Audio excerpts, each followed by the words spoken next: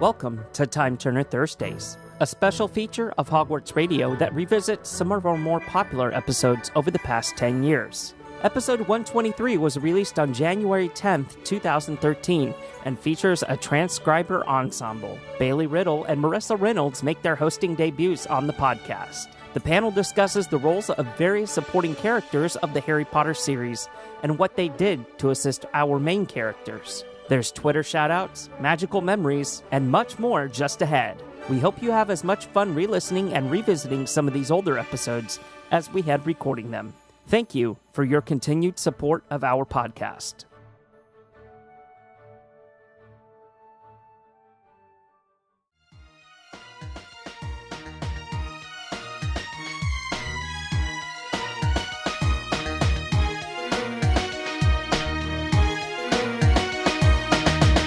Hello, everybody, and welcome to episode 123, 123, for those of you that are mathematically challenged, of Hogwarts Radio. We're here with a supporting cast today. We gave the main hosts off, and it's an all-girls show, right? Well, minus me, of course. My voice cracks like a girl, apparently. But how's everybody doing? Good. That's wonderful. That's wonderful, you guys. Amazing. Amazing. Hang on. Let me introduce the supporting cast here today. We have our set of transcribers that transcribe our episodes and do a wonderful job of that, by the way. But real quick here, we have Bailey Riddle. Hi, Bailey. Hey, everybody. And we have Marissa Reynolds. Yes, you said it right. Oh, okay. Well, I was going to say, because you just got married, right? Yes, I was actually expecting you to say Tedford, but no, it's Reynolds now. Thanks. Well, I was going to say Tedford Reynolds. Oh, yeah, that confuses people. This is something new that we're going to try out, and hey, it's something new for you guys too, because not only the listeners, but for you guys, the transcribers, it's going to be weird transcribing yourselves, I think. Oh, no. Oh, crap. And the awkward silence ensues. All right, everybody. Well, we've got a supporting cast. We've got a supporting discussion coming up here on Hogwarts Radio, episode 123. I am Terrence Pinkston. I feel by myself. You are by yourself.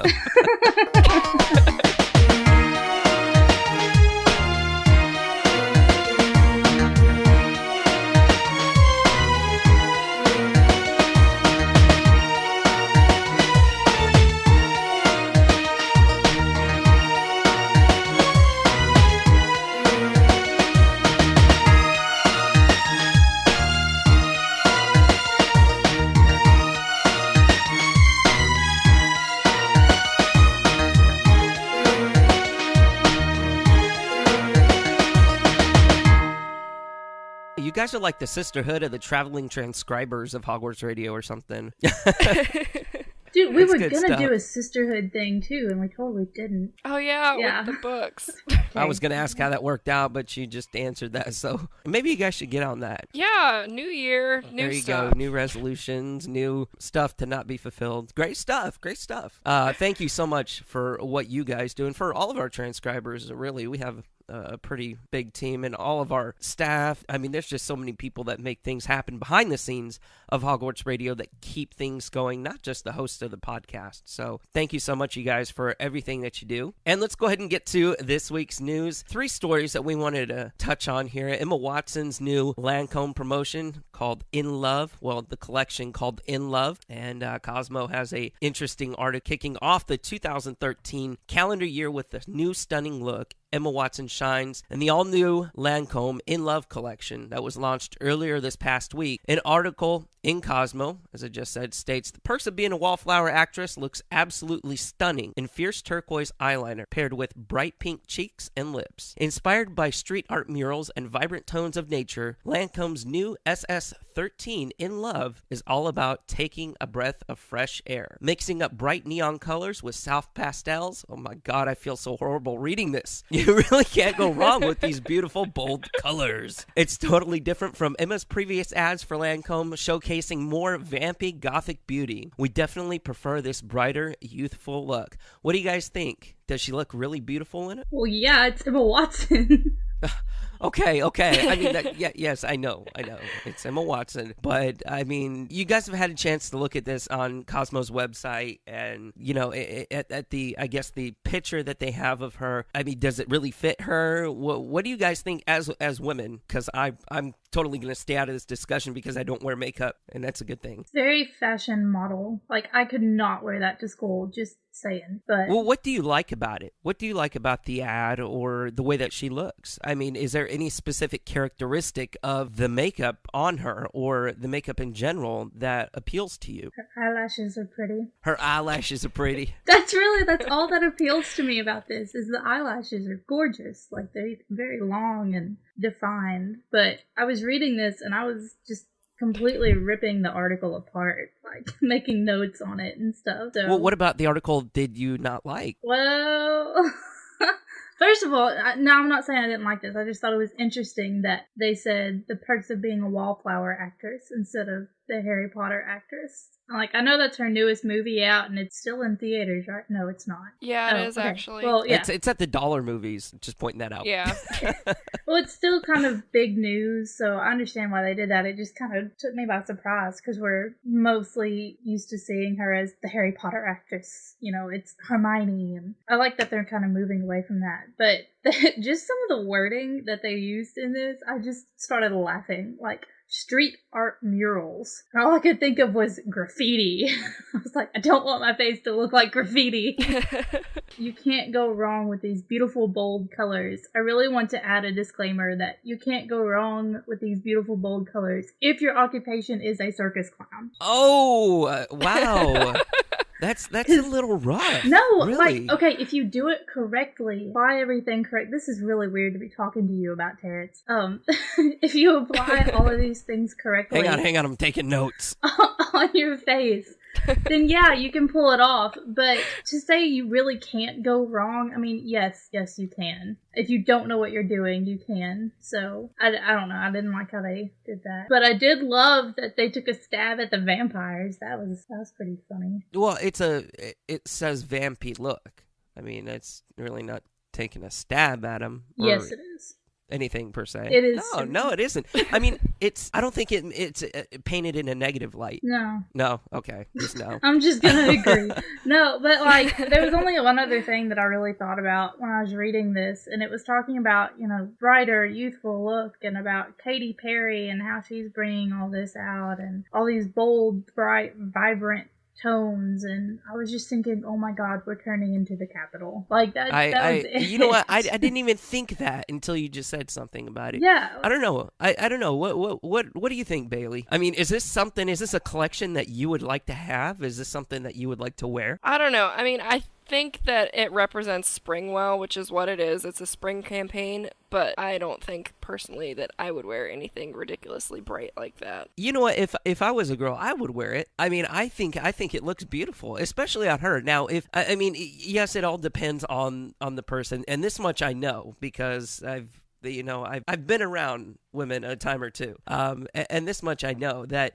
I mean, you have to have a certain look to be able to pull this off. Not everybody can pull this off. And honestly, Emma, I'm looking at the ad right now, the picture. She would look a lot better, or this would look a lot better if she had lighter color eyes. I mean, she has brown eyes, yeah. But I think it would go perfect with somebody maybe with blue eyes or with maybe even gray eyes. And I always get excited whenever I see Emma Watson's, face on products like Lancome and stuff like that, because I'm like, oh, wow, I watched her in movies, and I mean, it's just not like your typical model or anything like that. I'm excited to see who's going to be rocking this collection later on in the spring. As you said, Bailey, it is a spring kind of motif, so I'm excited to see what's going to happen. All right, the next news story is casting for the casual vacancy is set to begin in the spring. Earlier this month, it was announced that the casual vacancy would be turned into a BBC miniseries set to air in 2014. And the first information about casting for the series has been revealed via a tweet from J.K. Rowling's agent, Neil Blair. It was the people over at Pottermore News that first noticed the tweet on December 24th, where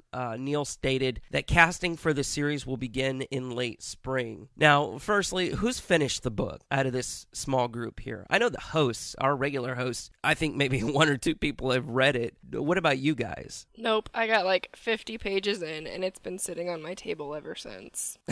I am on page 37 right here in my hand, and I just got it off my bedside table. Okay, honestly, I wouldn't have picked up a Harry Potter book if I hadn't seen the first movie first. If you watch this mini-series and you start to actually visualize things and see things that are happening and that are playing out, do you think that'll be more of a catalyst for you to pick up the book and start reading it? Maybe. Maybe? Is that a big maybe? That's like a really big maybe. I want to finish it, but if I don't get it done, I'm not going to be upset. Okay. Are you guys going to watch this? Well, what is BBC? So are they actually? Is it going to be on like BBC America, or is it on like just? I would assume so. I mean, you have all these shows now like Doctor Who and Downton Abbey and things like that. Right. I don't know. So I'm skeptical of it turning into a miniseries at all. I mean, like I said, I'm 37 pages in, but still, those 37 pages is... I don't see how they're going to be able to translate some of this stuff over. And if the whole book is like that, then... Well, they're usually really good with doing things like that. I mean, there's a remake coming out of The Great Gatsby by F. Scott Fitzgerald. That's I can't wait to see. I mean, I haven't been that excited for a movie since Deathly Hallows. I mean, just the translation from book to screen, I don't think is going to be very hard. Depends on the writer. So yeah, I mean, I can see it being turned into a miniseries. I mean, and obviously that's going to happen. Will I watch it? Probably not. Just because I don't watch any of the other British TV series. I mean, I want to, but I can't seem to get into them for some reason. Do you think it's more that they want to make a miniseries not because everybody loves the book, but more to push the book?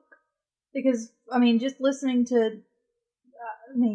don't kill me on this. Don't listen to just Hogwarts Radio. I have others that I listen to. Like, on the other podcasts and stuff, and people just talking about it in the fandom, like, the general biggest consensus that I've heard is that we read it because J.K. Rowling wrote it, and, we're not thrilled with the book.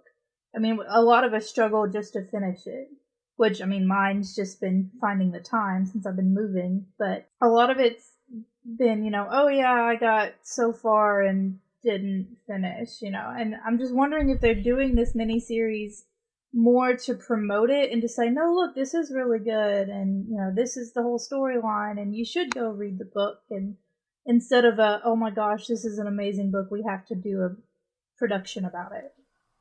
Right. I honestly, I think it's just because J.K. Rowling's name is on it. Her name is very powerful in the literary community. So I think that this was chosen not because it's good, but like you said, it's a push for the book.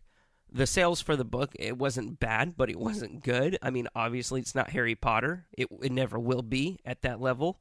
But I think it's just an extra push. But honestly, I mean, I think there's going to be, and I should have said this last year, but I think there's going to be a new J.K. Rowling book this year as well. I don't know if it's just a push for the book or if it's just a push for her, to get her name out there, to make money. I don't know. I'll probably give it a shot, but if it's not interesting, I'm not going to bother trying to go out of my way to watch it. All right, that sounds great. And the next and final news story. First construction images of the Wizarding World of Harry Potter in Japan are released. It was reported just a few days ago that construction had begun on Universal Studios Hollywood for their new Wizarding World of Harry Potter attraction, and it seems Universal Studios Japan at Osaka has followed suit. The images show a very large building under construction. More than likely, that's going to be Hogwarts. The attraction is set to open in late 2014. It was first announced back in May. Which park are you guys interested to go see? The one in Osaka or in Hollywood? And don't just base it on your current location now, because that would be kind of obvious. But is it worth making the trek if you've already been to the Wizarding World in Orlando? I kind of want to see a little more about the Japan one first, I think. Like, I'm looking at these pictures, and they all look really blocky. Like they're building a big cube. Right, right. And I love that Elmo is supervising. Did y'all see that in the pictures? He's, like, looking up. I did. I saw that. I love it. That's pretty awesome. Anyway, Oh, I just found that. Um, and Orlando's always gonna hold kind of a soft spot in my heart, Uh-huh. simply because I got engaged there. Yay! But Aw. yeah, I know. But I don't know. Like the Japan one, I'm really curious to see how it turns out. Like it's the same people are working on all three parts, right? Right, right. Okay, which makes me feel a little bit better, just because Japan style is so over the top and vibrant and exciting, and I'm just kind of curious to see how the medievalness that was a strange word. Just how the Harry Potter world will translate in Japan, and I think it'd be cool to visit it if I was in Japan to begin with. Yeah, just because of location being in the U.S., I'm probably not gonna go just because there's a Wizarding World. But I am kind of excited to see the Hollywood one. I want to see if there's any differences. I think that's my biggest thing, is that I've been to the one in Orlando, so I know what's there, and I'm excited to go back because they're doing that whole expansion thing. Right. But I'm curious to see what they're going to be able to fit into Hollywood and what they're going to take over to Japan, and see if there are any differences. Like, are there going to be different shops, or are they going to focus more on a different ride or something Right. to that extent? I'm interested to see. I mean, again, Japan would be really, really cool to go to. But I mean, like you said, the Wizarding World in Orlando. I mean, it holds a soft spot for you, but I think for us all, because it is the original Wizarding World, and it's the first one that opened, and they had the cast there, and it was open whenever the movies were still out, and different things like that. So I'm that's always going to hold a soft spot, I think, for everybody. But what I wanted to talk about now is, now that I'm looking more in depth at these pictures, and you guys can go ahead and go to snitchseeker.com. These pictures are courtesy of them. I'm looking at that structure. That structure is really, really huge.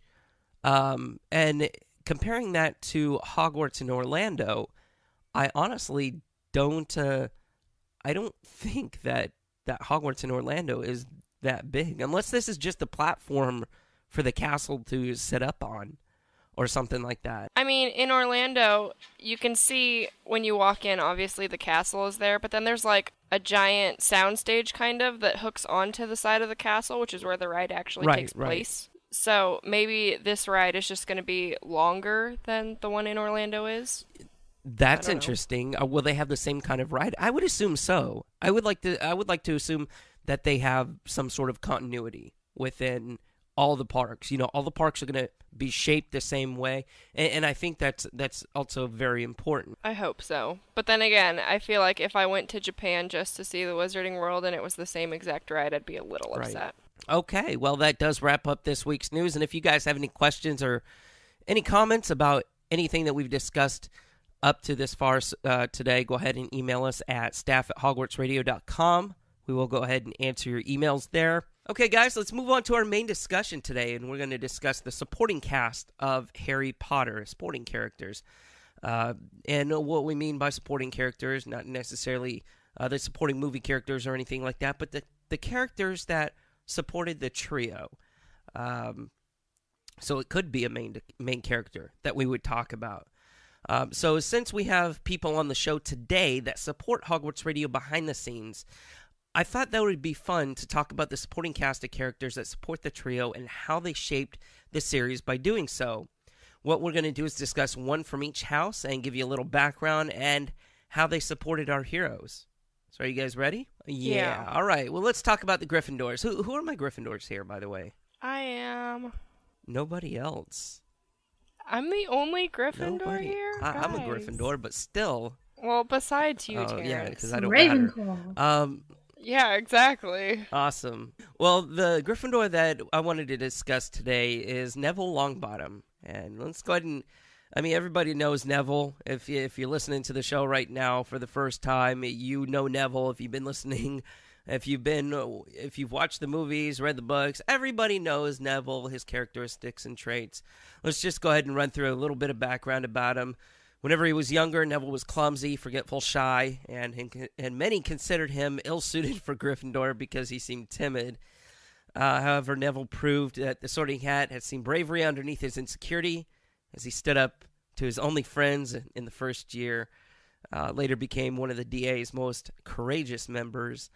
Part of his problem, though, he seemed to have poor self-esteem, as he referred to himself as a nobody and almost a squib at times. This was likely caused by his grandmother's belief that he was not living up to his parents' accomplishments, and a browbeating from fellow students and people like Professor Snape really didn't help any. Though he came from a pure-blood family, he held no prejudice against half-bloods or muggle-borns, anything like that. He was very loyal, and with the encouragement of Professor Lupin, he faced his fears in third year with the motivation knowing his parents' torturers were on the loose. And he became braver, more self-assured, dedicated to the fight against Voldemort and the Death Eaters. And, of course, it was proven by the participation in the final battle where he was a total badass and things like that. So let's talk about Neville. He was obviously a huge supporter of the greater good. What are some of the specific things he did to help our heroes? He killed the snake. He did. In the final battle, he killed Nagini. That's right. He went all badass on that and chopped Nagini's head off. That was awesome to watch in the movie, by the way, and it was even more fun to read for the first time. I was like, oh, yeah, got him. But, I mean, even throughout the series, he had he gave Harry the gillyweed and stuff like that. In the first year. No, he didn't. Yeah, he did. Dobby did. Not in the Dobby books. gave it to him in the book. He really helped out. I mean, we saw in first year whenever he stood up to the trio, Dumbledore recognized that and gave him 10 points, and it kind of pushed them over the edge to get the House Cup the first year.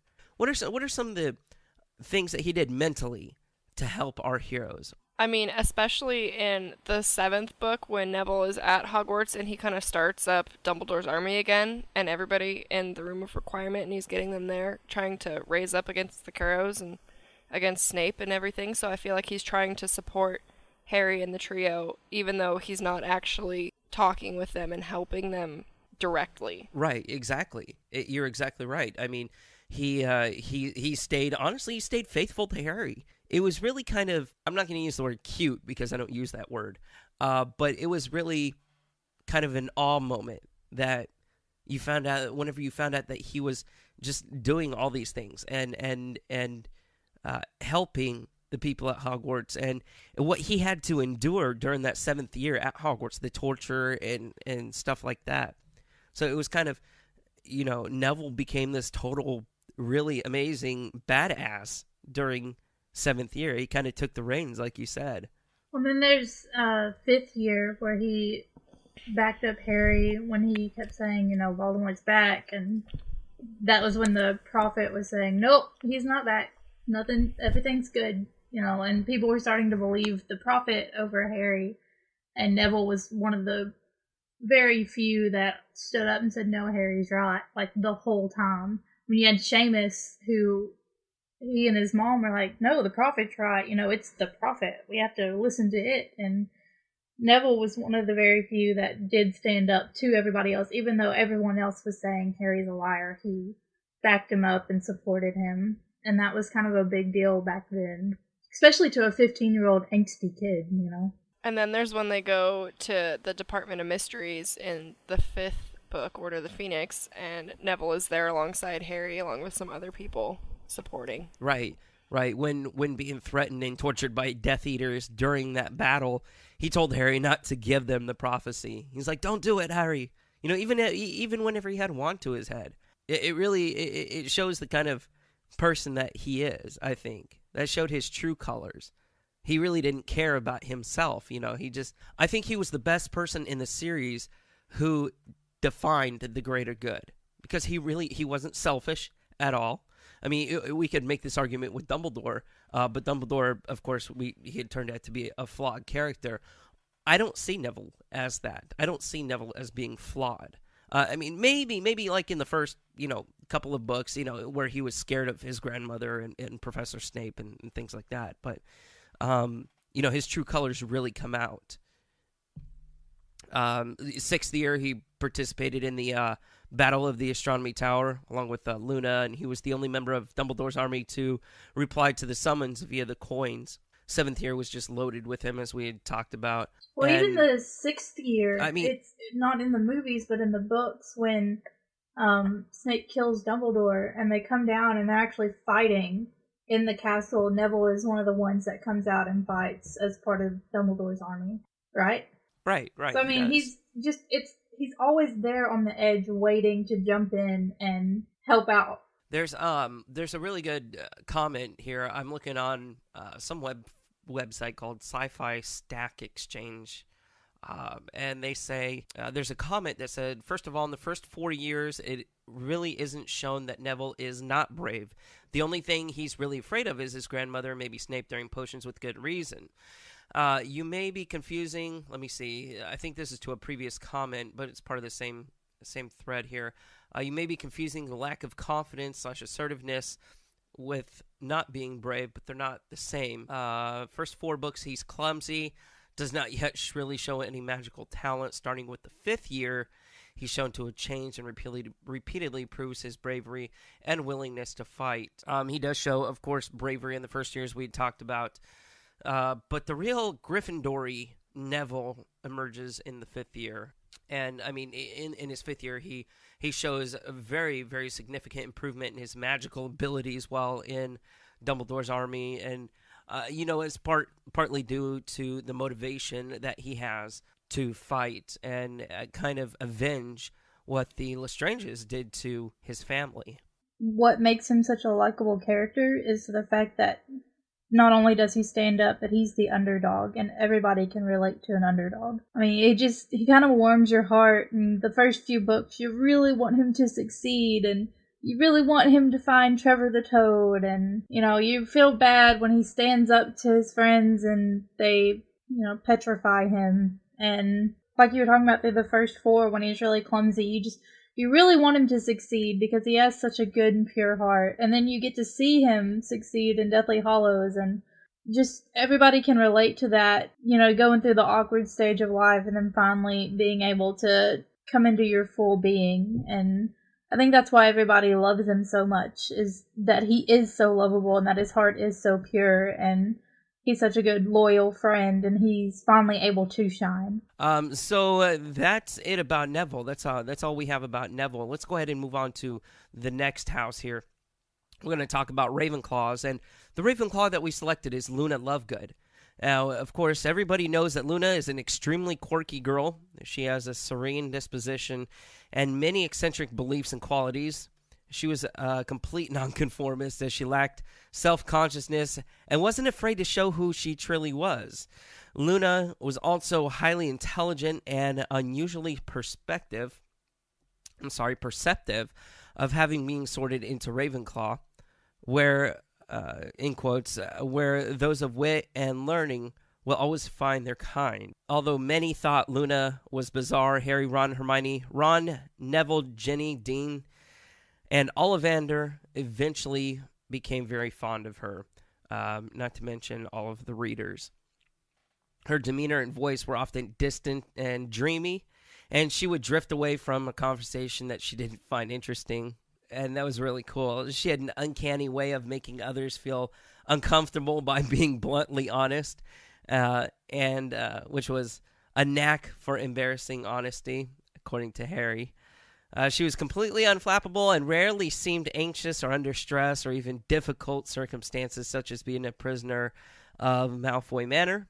Luna was very good at comforting others, such as when she comforted Harry after Sirius's death and Mr. Ollivander while they were in prison together. She was often, which is sad, the subject of ridicule and had difficulty making friends. Other students gave her the name of Loony Lovegood and even stole and hid her things. Poor thing. She was unfazed by this, though, and instead chose to be non-judgmental and accepting of the others around her. She said that once she does not like dancing much, though she did dance some at the wedding of Bill and Fleur, which was hilarious, and it has become a kind of a dance at the Harry Potter conventions, which is awesome. She enjoys her artistic pursuits in her free time, yada yada. Her house was filled with various things that she'd painted, weird objects, and all that other good stuff. So, Luna, what are some of the things that made her a relatable character to people? And then we're going to talk about how she supported the trio. We'll tie that in. So Luna, I mean, everybody's probably been picked on in their life at one time. So what kind of qualities did she have that we can relate to? I think something that Luna has about people picking on her that people should try to emulate about her is that she really doesn't let other people's opinions of her get to her, and she just kind of does her own thing and is who she wants to be. Yeah. I don't know if this is more of me being a female seeing this, but to me she's kind of what I would think every girl wants to be. It's someone who's very confident in herself and doesn't care what others think. You know, it's what she thinks, but she's not like pompous about it.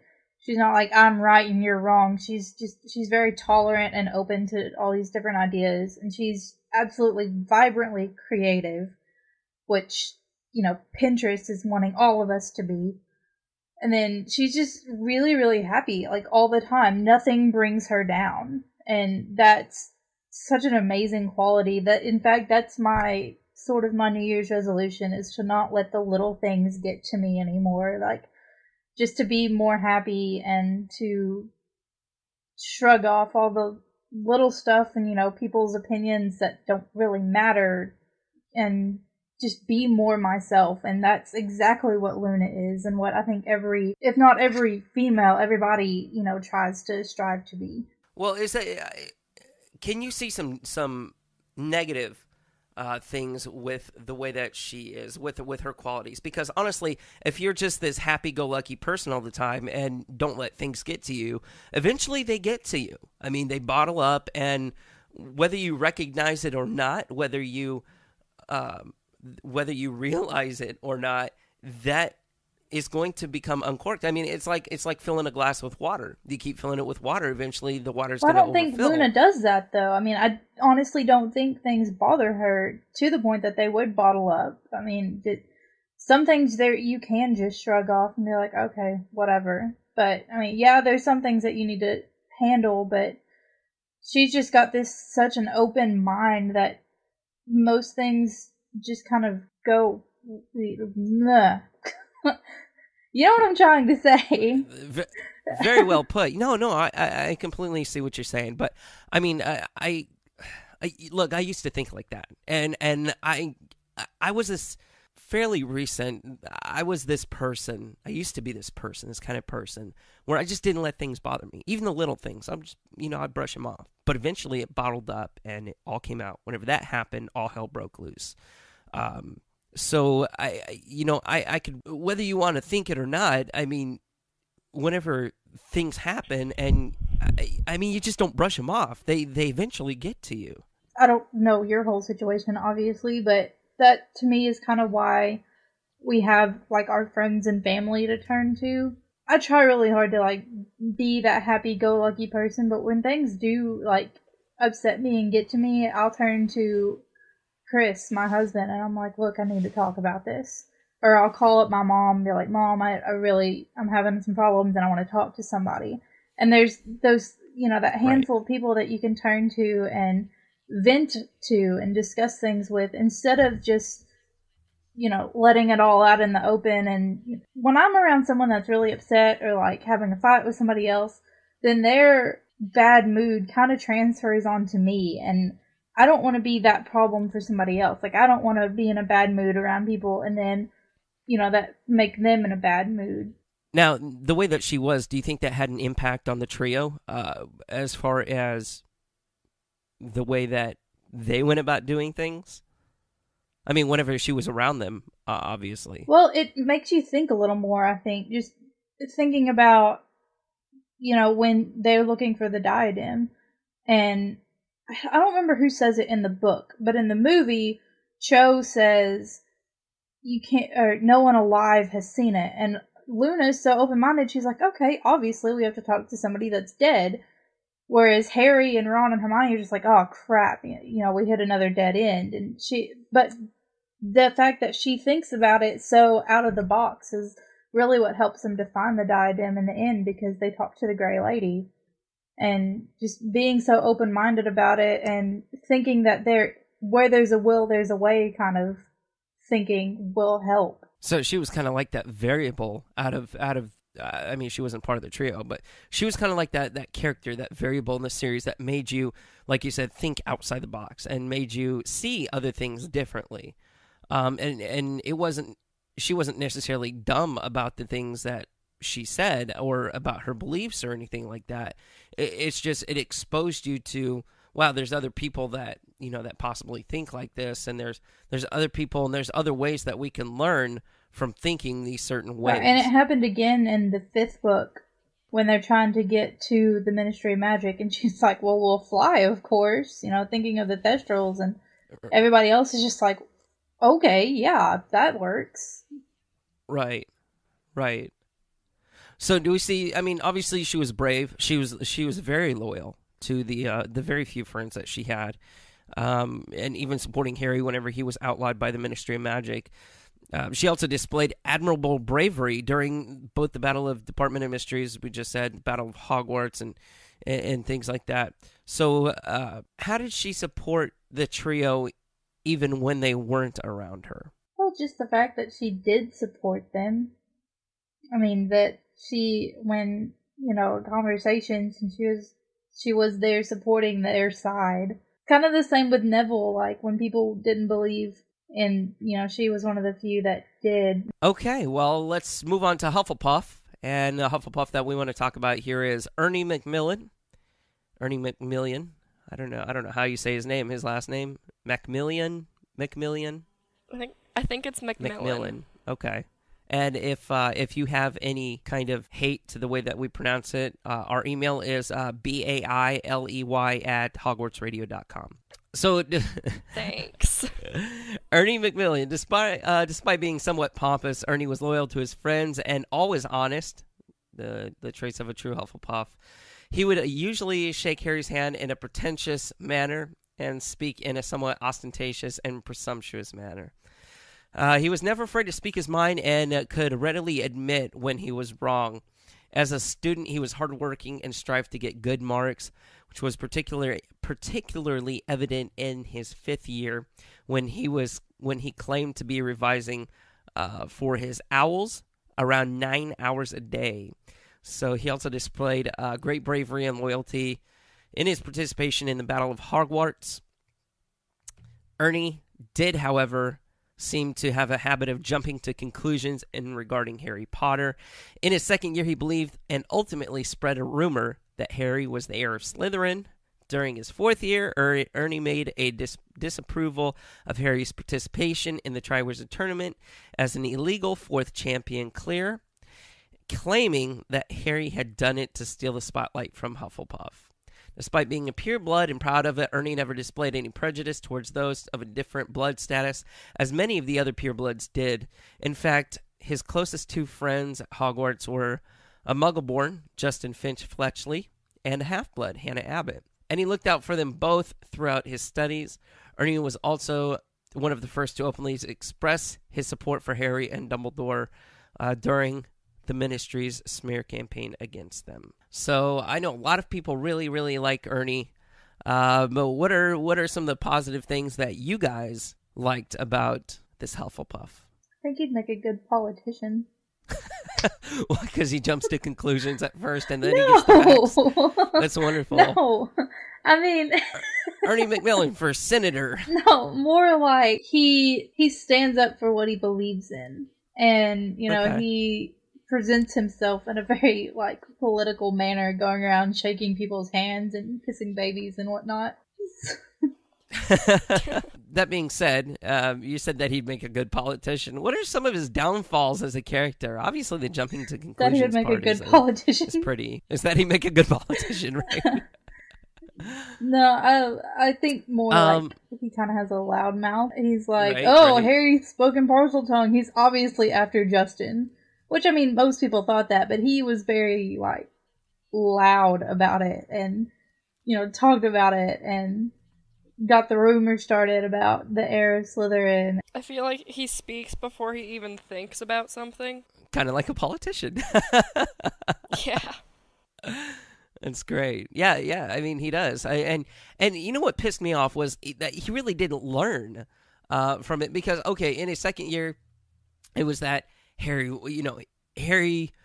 was the heir of Slytherin, yada, yada. Okay, that turned out to be wrong. But then he turns around in Harry's fourth year, and it's like, he accuses him of all this stuff. Even whenever Harry's, saved the school, 3 times already. I think he just likes the attention. He likes the attention that he gets from talking. From Yeah. doing that. Yeah. He's like, he says something and then everybody else goes around saying, well, Ernie said this and Ernie said that. And he's just kind of like, yep, that's me. What are some of his strengths as a character? He's a prefect, though. Yeah, I think he and Hannah, maybe. I think one of the strengths. I mean, he is friendly. I mean, let's not get him wrong. I mean, he's loyal to his fellow Hufflepuffs, and like I said, he is a prefect. So from reading about him, he does take his prefect responsibilities very seriously. But I mean, again, his weaknesses just, to me, they kind of overshadow his strengths. I mean, he's pompous around his fellow students, and I don't know, kind of sycophantical a little bit. Is that a big word for you guys? Yeah. No. It's basically what it means. It's like a self-seeker who attempts to win favor by flattering influential people. Are you on like dictionary.com or something? That was a very good definition. Thank you very much. And he likes to brag about how seriously he takes his studies and stuff like that. I feel like he's kind of the Harry of Hufflepuff House. Does he have that kind of influence, I think in though? Hufflepuff House, yes. Yes. Just in Hufflepuff? So he's like the Harry of Hufflepuff. That's what I said. Okay. Well, I know. I just... Yeah, I think, how Gryffindor looks to Harry is almost kind of their hero. Hufflepuff had Cedric, but sadly he was a spare, so he didn't quite make it. But I think they kind of turn, in my opinion, and what we see from the books, we don't get to see a whole lot of Hufflepuff anything. But I think that Hufflepuff House would turn to Ernie and kind of hold him in a higher regard than most other Hufflepuffs. All right, well, that's it about Ernie Macmillan. Go ahead, and if you have any comments or anything like that, you guys know how to get a hold of us. Let's move on to Draco Malfoy now for Slytherin House. And the only reason that I picked Draco for this was because I wanted to discuss and I know there's going to be conflict here, how he did support, if at all, the trio. Draco Malfoy is a main character of the series, which is why earlier I had stated that there could be a main character in this. But let's go ahead and give you a little bit of characteristics. Everybody knows about him. He was an arrogant, spiteful bully. Like Dudley, his narcissistic nature most likely stemmed from his being spoiled by his parents throughout his childhood. He believed himself superior to most people because of his family's pure blood lineage, as well as great wealth and social standing. He frequently behaved cruelty to all Muggleborns, so-called blood traitors, Gryffindors, and anyone who was a supporter of Harry Potter or Albus Dumbledore. And for much of his youth, he took after his bigoted father, Lucius Malfoy, as a role model, and frequently boasted about his family's influence and wealth. Well, that really stopped in year 6, though, at the end of year 6. However, something began to change in Draco's psyche in his 6th year at Hogwarts. After Voldemort made him a Death Eater, he set him with the first task of assassinating Dumbledore by the end of the year.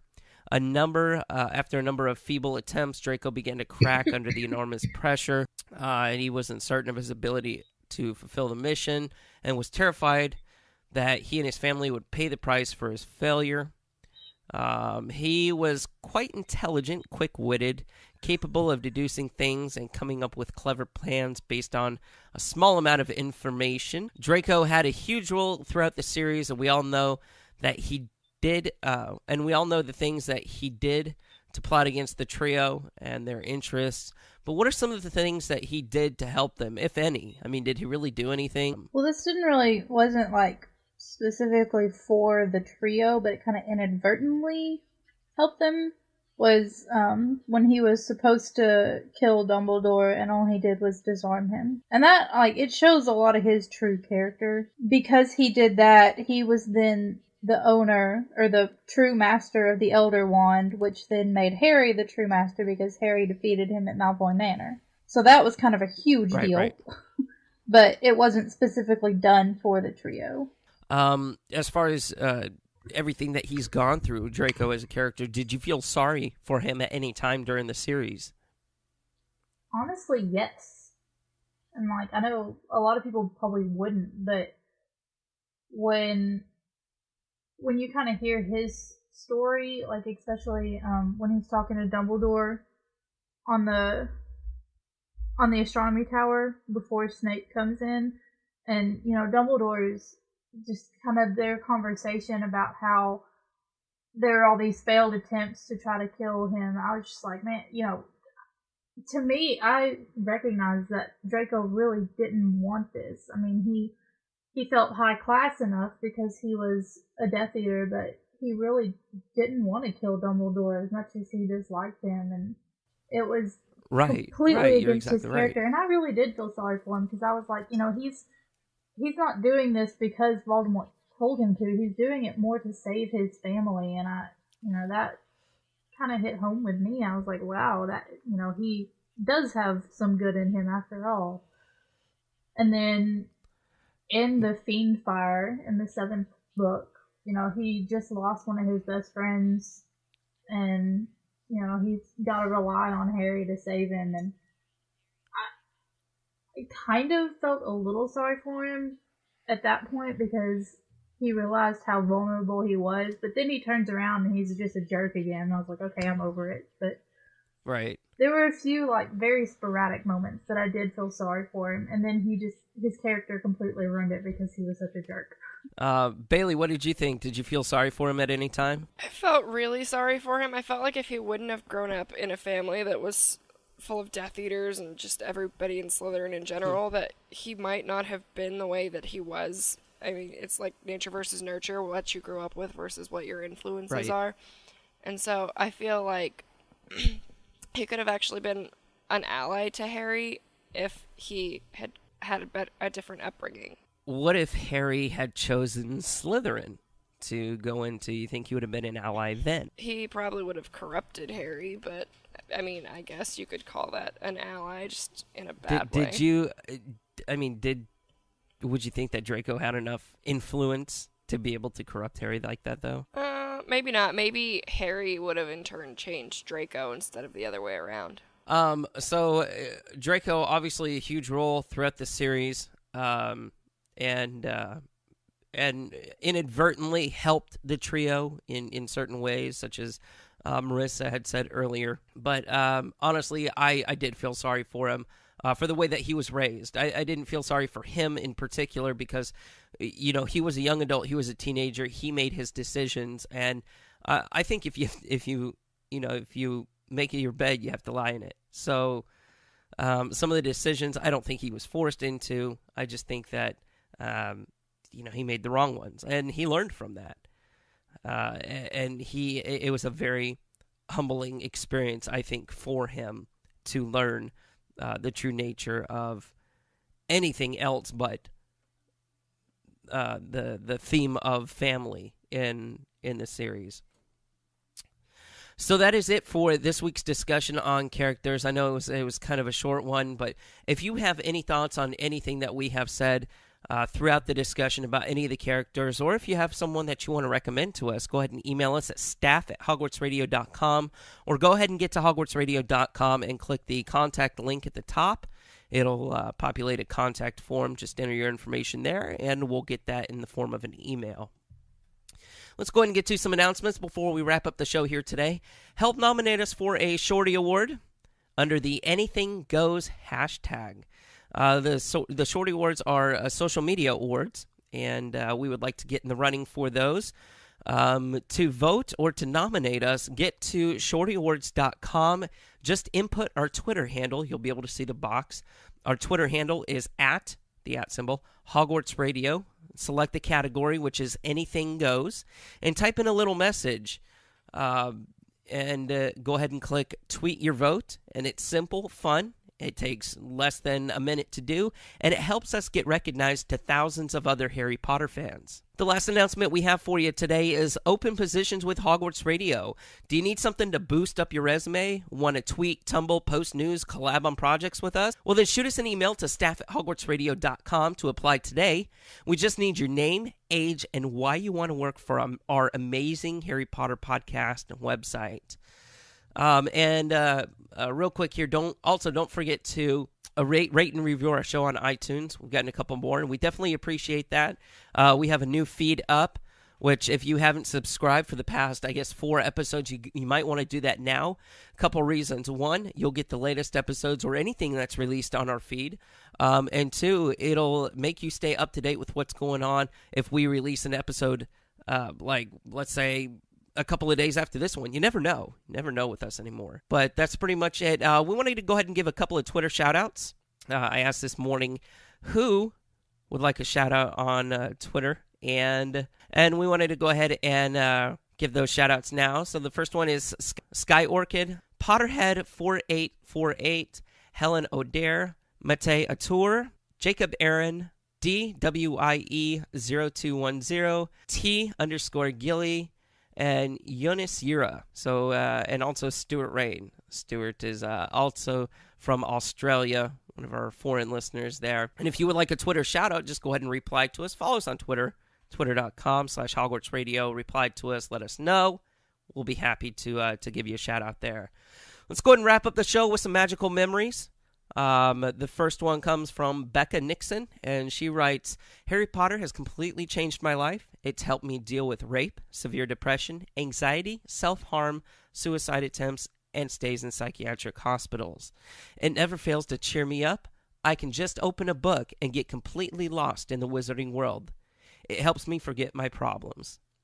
The next one comes from Nessa T, and she writes, Harry Potter honestly means everything to me. I grew up watching it, and I'm still reading the book series again for my 3rd time. Harry's taught me that anything can happen, and all you need is courage. I always feel stronger thanks to Harry. Harry Potter will forever be in my heart. And if you have a magical story that you want to share with us, go ahead and email us at staff@hogwartsradio.com. We'll be happy to share your story on the air.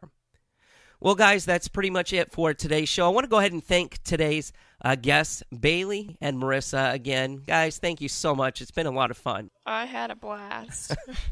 I had a blast. You sound like a female version of Professor Snape. Obviously. But ladies, thank you so much for everything you do behind the scenes, and for everything that you guys are continuing to do for the site, the podcast, and everything like that.